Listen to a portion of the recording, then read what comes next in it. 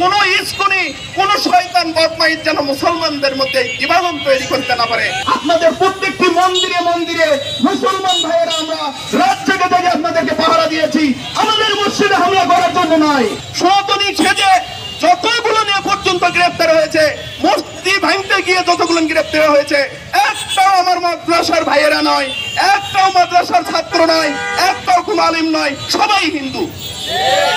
তাহলে নিশ্চিত আমরা যারা এই হামলাগুলো করে তারা মুসলমানের ধ্বজা ধরে এসে এই হামলাগুলো করে। মিডিয়াতে গত 2-3 দিন আসছে যে অযোধ্যার মতো আবার আজমির শরীফে একটি হাইকোর্টের রিট হয়েছে, আবার হাইকোর্টের রিট হয়েছে যে এখানে কি ছিল, মন্দির ছিল। আজকে যদি বাংলাদেশে এই স্কুল বড় হতে হতে হতে হতে যদি আমাদের বাইতুল মুকাররমকে দাবি করে বসে, তখন আমরা কি করব? আর একবার তোমরা যদি কুয়াযোদ্ধাটাকে তোমাদের হাতকে আমরা ভেঙে দিব।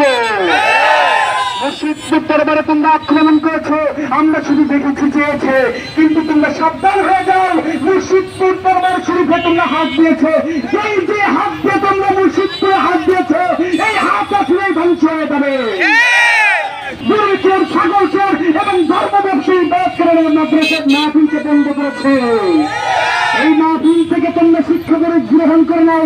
মাহফিলে তারা হাত পায়, মাহফিল তারা বন্ধ করে, তারা কোরআনের ভাষায় মুসলমান নয়, তারা কাফের।